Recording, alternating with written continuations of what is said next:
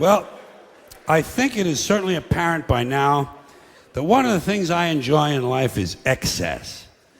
I like things that are excessive. I like excessive behavior, excessive language, excessive violence. It's fun. It's interesting. It's exciting.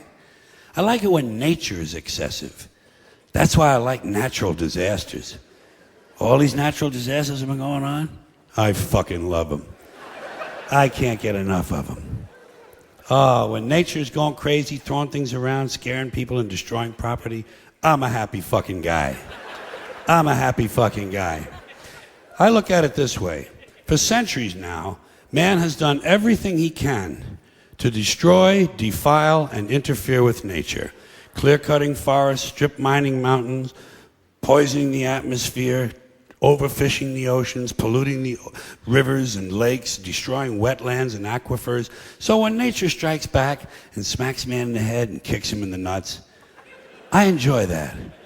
I have absolutely no sympathy for human beings whatsoever. None. And no matter what kind of problem humans are facing, whether it's natural or man-made, I always hope it gets worse. Don't you have a part of you that secretly hopes everything gets worse? When you see a big fire on TV, don't you hope it spreads? Don't you hope it gets completely out of control and burns down 6 counties? You don't root for the firemen, do you? I mean, I don't want them to get hurt or nothing, but I don't want them putting out my fire. That's my fire. That's nature showing off and having fun. I like fires. You know something else I like? Those spring floods in the Midwest. Aren't they great? Like clockwork. Spring floods in the Midwest. But I'm starting to notice, I'm starting to catch on, that every year it's the same story. Another flood in the same place with the same people on the same river. Same fucking people! And these people do not move. They will not fucking move. They repaint, put down new carpeting and wallpaper, and they move right back into the same fucking house on the floodplain next to the river, and then they wonder why grandma's floating downstream with the parakeet on her head. 4th time. Again. 4th fucking time. There's no learning curve with these people. It's very hard to feel sorry for them. Every year. Same people. Same rowboats. Out there paddling around. Rescuing a chicken. What the fuck kind of a life is that? Well, our kids love it here. Oh, really? What do they got, gills? And while they're showing all that shit on the screen, the announcer is saying to me, "It's been raining steadily for 3 months now. The ground can't hold any more water. The river is cresting higher than it has in 2 centuries. The levees have washed away, and I just hope it keeps raining and raining and raining and raining and raining and raining and raining and raining and raining and raining and raining and raining and raining, and it rains steadily for 5 years. And then after that, for 10 years, it's cloudy with occasional showers, and the river never returns to its natural banks. It becomes a completely new river, and the borders of 3 states have to be changed, and all the maps and atlases have to be redrawn and reprinted, and no one's couch ever completely dries out. For years and years, every time they sit down, there's always a little squish.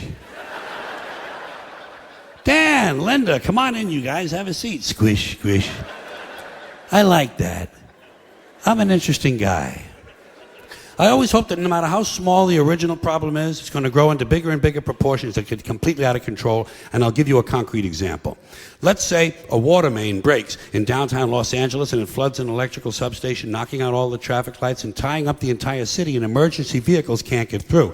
And at the same time, one of those month-long global warming heat waves comes along, but there's no air conditioning, there's no water for sanitation, so cholera, smallpox, and dysentery break out, and thousands of people start dying in the streets. But before they die, parasites eat their brains, and they go completely fucking crazy, and they storm the hospital, but the hospital can't handle all the casualties, so these people rape all the nurses and set the hospital on fire.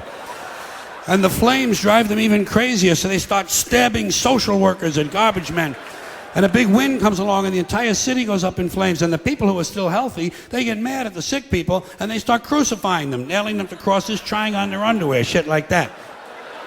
Then everybody smokes crack and PCP, and they march on City Hall where they burn the mayor at the stake, strangle his wife, and take turns sodomizing the statue of Larry Flint. And at this point, it looks like pretty soon things are going to start to get out of control. So everybody panics and tries to leave the city at the same time. And they trample each other to death in the streets by the thousands, and wild dogs eat their corpses. And the wild dogs chase the rest of the people down the highway, and one by one the dogs pick off the old fucks and the slow people because they're in the fast lane where they don't belong. Get the fuck out of the fast lane if you're an old fuck, if you're a slow fuck. Get over on the right. Get over on the right. And the lucky ones, the lucky people who manage to make it all the way outside of town, they discover when they get there that big sparks from the city have lit the suburbs on fire, and the suburbs burn uncontrollably, and thousands of identical homes have identical fires with identical smoke, killing all the identical soccer moms and their identical kids named Jason and Jennifer. And now the fire spreads to the farmlands, and the farmlands burn intensely at 425 degrees, creating millions of baked potatoes. And as the farmlands burn, thousands of barns and farmhouses begin to explode from all the hidden methamphetamine labs. And the meth chemicals run downhill into the rivers and streams where wild animals drink the water and get completely geeked on speed. So bears and wolves, amped up on crank, start roaming the countryside looking for people to eat, even though they're not really hungry. And the fire spreads to the forest, and the forests burn furiously, and hundreds of elves and trolls and fairies come running out of the woods screaming, "Bambi is dead! Bambi is dead!" And he is. Finally, that fucking little cunt, Bambi, is dead. Dead. Now hundreds of regional fires come together into one huge interstate inferno, and all 12 of the western United States are burning out of control, except Utah, where the Mormons don't allow fires. And the fire spreads across the Great Plains, toasting the wheat, cooking the cattle, and producing hamburgers, actually. Then it leaps the Mississippi and races through the South, blowing up stills, interrupting lynchings, and killing millions of inbred people. And then it turns northeast and it heads for Washington, D.C., where George Bush can't decide if it's an emergency or not. He can't decide this. He doesn't know. It's hard. Oh, it's hard work. You know? No. Yeah. He can't decide because Dick Cheney is in prison. So instead, he takes a nap. He puts his empty, fucking brainless head down on the little pillow his mother gave him at Christmas time, and he takes a fucking nap. So the fire moves to Philadelphia, but it's a weekend, and Philadelphia's closed on the weekends. So the fire moves to New York City, and the people in New York tell the fire to go fuck itself. Go fuck yourself. Yeah. And it does. Yeah. And it does. So instead, it burns down Long Island and Connecticut, killing all the rich white assholes and completely destroying their evil faggoty golf courses. And while all this is going on, Canada burns to the ground, but nobody notices. And now the entire North American continent is on fire, producing a huge thermal updraft and creating an incendiary cyclonic macro system that forms a hemispheric megastorm, breaking down the molecular structure of the atmosphere and actually changing the laws of nature. Fire and water combine. Burning clouds of flaming rain fall upward. Gamma rays and solar winds ignite the ionosphere, creating huge clouds of ionized plasma. Bolts of lightning 20 million miles long begin shooting out of the North Pole, and the sky fills up with green shit. And then suddenly, the entire fabric of space-time splits in two. A huge crack in the universe opens, and all the dead people from the past begin falling through. Babe Ruth, Groucho Marx, Davy Crockett, Tiny Tim, Porky Pig, Hitler, Janis Joplin, Alan Ludden, my Uncle Dave, your Uncle Dave. Everybody's Uncle Dave. An endless stream of dead Uncle Daves falling through the crack. And all the dead Uncle Daves gather around a heavenly kitchen table. They light up cigarettes and they begin to talk. They talk about how they never got a break, how their parents didn't love them and their children were ungrateful. They talk about how the government screwed them out of money and they just missed out on a big job. They say the Jews own everything and the blacks get special treatment. And all the hatred and bitterness drips out of these people and forms a big pool of liquid hate. And the pool of liquid hate begins to spin. Round and round it spins, faster and faster. And the faster it spins, the bigger it gets. Faster and faster, bigger and bigger, until the whirling pool of hate is bigger than the entire universe. And then suddenly it explodes into trillions of tiny stars. And every star has a trillion planets. And every planet has a trillion Uncle Daves. And all the Uncle Daves have good jobs, perfect eyesight, and shoes that fit.